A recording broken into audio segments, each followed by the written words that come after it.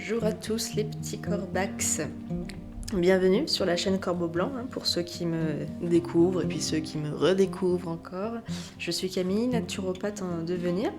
Je vous aide à vous reconnecter à votre lumière intérieure en partageant donc des expériences de mon vécu, des petites astuces naturaux, des lectures, des croyances, des oracles, des tirages de cartes et des oracles aussi de temps en temps.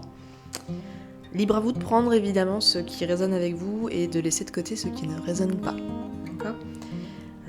Juste petite précision, donc ces épisodes de podcast, vous pouvez les retrouver tous les mercredis matins à partir de 7h pour commencer la journée, que vous travaillez ou non. Si vous souhaitez être notifié d'ailleurs dès qu'il y a une sortie d'une de mes nouvelles vidéos, vous cliquez là sur la petite cloche et vous cliquez aussi pour vous abonner, comme ça vous ne perdrez pas le fil, on va dire ça comme ça.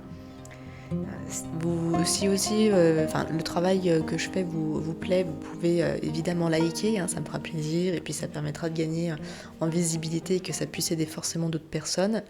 Et également commenter avec des suggestions, des choses qui pourraient vous intéresser, des interrogations.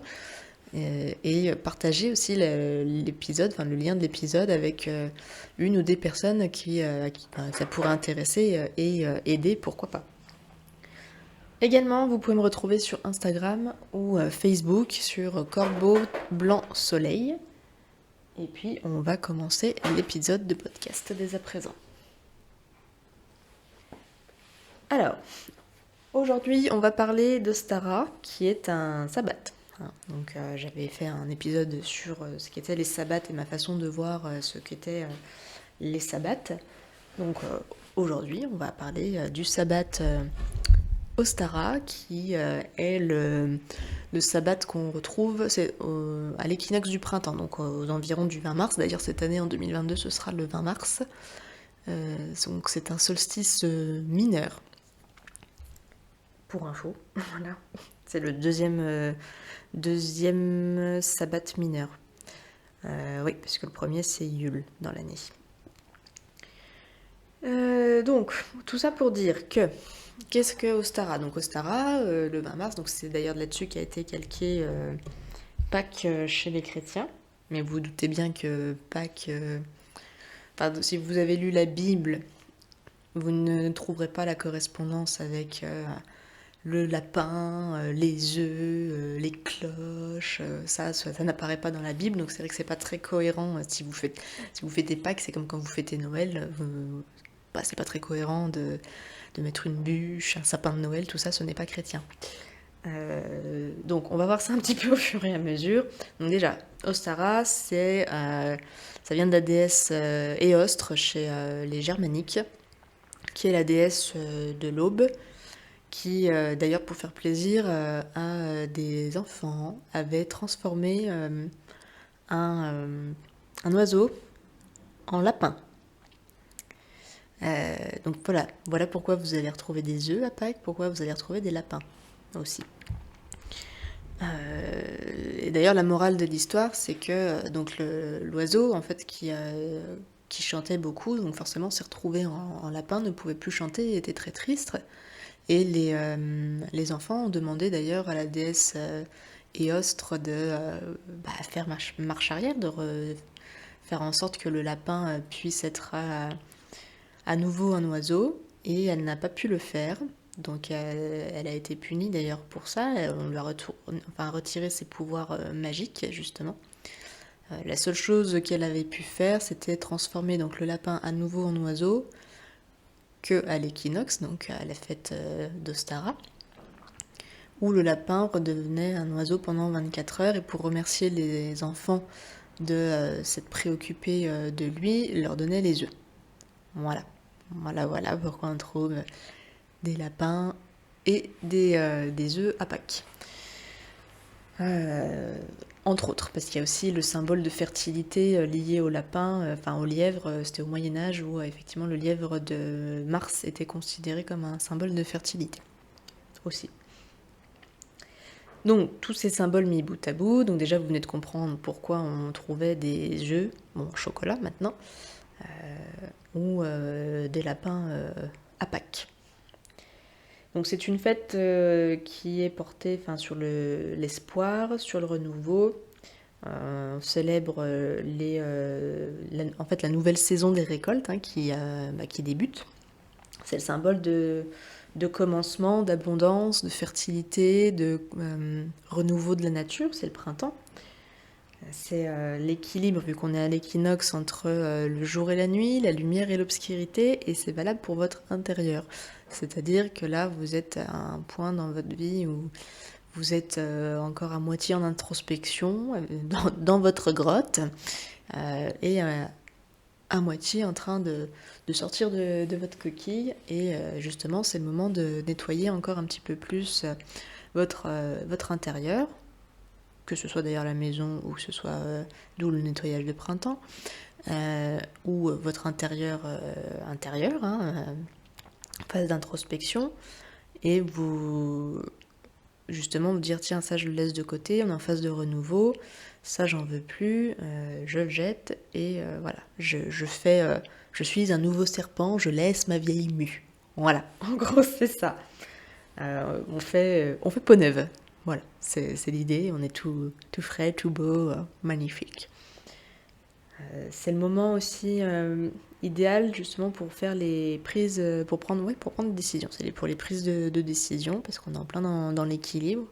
Donc si vous prenez des décisions à ce moment-là, vous saurez que c'est fait de manière assez consciente et réfléchie. Donc voilà, ça c'est un petit peu toute la symbolique. Après, au Stara, ce qu'on fait en général, c'est on peut peindre, ça se fait encore, je pense, j'espère. Où vous savez, on vide des œufs et on les peint avec des couleurs pastel plutôt. C'est une bonne activité pour les enfants. Bon, juste récupérer quand même les œufs pour en faire des gâteaux, parce que ça sert à rien de vider l'œuf si c'est juste pour le gaspiller. Mais voilà, on peut, moi je dirais, alors moi je me promène surtout en forêt. Après on fait des petits rituels, donc avec une préparation d'un hôtel.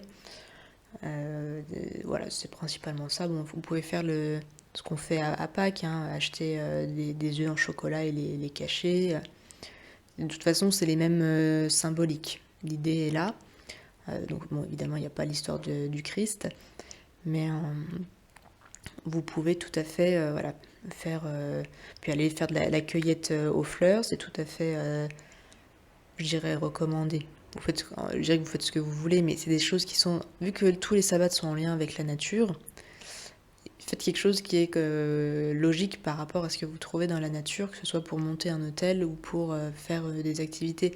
Ce qu'on fait aussi au Stara, c'est justement ramasser des fleurs et se faire des couronnes de fleurs. Moi j'aime bien marcher dans les bois, je trouve c'est cool. Comme ça en plus on peut observer les oiseaux, c'est sympa et ça permet un ancrage. De toute façon le bain de forêt a des vertus, d'ailleurs je vous invite à écouter mon podcast sur le Shinrin-yoku qui n'est autre que le bain de forêt. Donc voilà, ça permet justement l'ancrage, l'enracinement, on se purifie, donc c'est plutôt sympa. Après, si vous souhaitez préparer un hôtel, vous pouvez. Toujours pareil, pour préparer un hôtel, l'idée c'est de trouver des éléments dans la nature que vous trouvez à cette saison-là et les ramener sur votre hôtel. Donc faut que ce soit assez cohérent. Donc dans les bougies, la base sera toujours la bougie blanche. Après vous pouvez mettre des bougies aux couleurs du printemps, donc les couleurs qu'on retrouve à Pâques, donc ça sera des couleurs pastel, le vert, le jaune, donc ça c'est tout à fait possible. Il y en a qui mettent du rose, moi je dirais plutôt les couleurs pastel, et si vous mettez du blanc, vous ferez pas de fausses notes.